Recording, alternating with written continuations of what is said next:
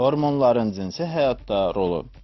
İstər qadın, istər kişi, insanın öz-özünə xoş gəlməyindən tutmuş cinsi həyatın nizamlanmasına qədər hormonlardan asılıdır. İnsanın özünü güc və enerji ilə tam təchiz etməsini hormonların qanda müəyyən səviyyəsi təmin edir.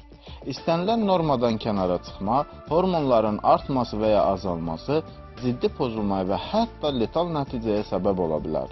Hormonal pozulma artıq çəki ilə nəticələnir.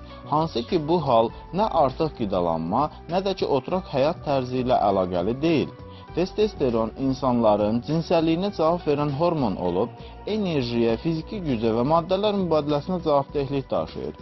Günümüzdə testosteron həmçinin orqanizm yağlarının sərfi üçün əsas hormon sayılır. Həm kişi, həm də qadın üçün testosteron çox aktualdır.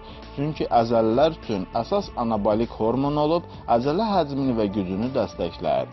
Başqa sözlə, testosteron çatışmazlığı hər iki cinsdə fiziki gərginliyi çəkilməz edir.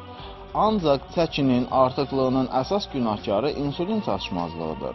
İnsulin mədaltı vəz hormonu olub qanda təhlükəsiz və lazımi glukoza səviyyəsini tənzimləyir.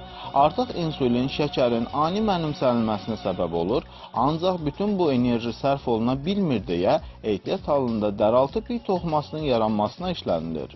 Bundan sonra qanda hipoglikemiya, yəni şəkər səviyyəsinin aşağı düşməsi olur ki, bu da özünün əsaslandırılmamış azlıq hissi ilə büruzə verir.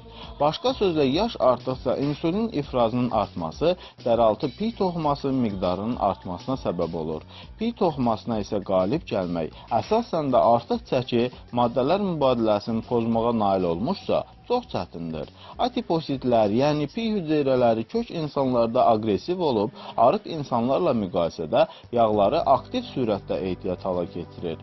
Başqa sözlə, insanda nə qədər çox pi toxuması varsa, bir o qədər sürətlə yeni kilolar yığır. Artıq çəki isə gec və ya tez cinsi həyatın qeyri-qənaətbəxş olmasına bir səbəbkardır. Hazırladı Rauf Kazımov, həkim, uroloq.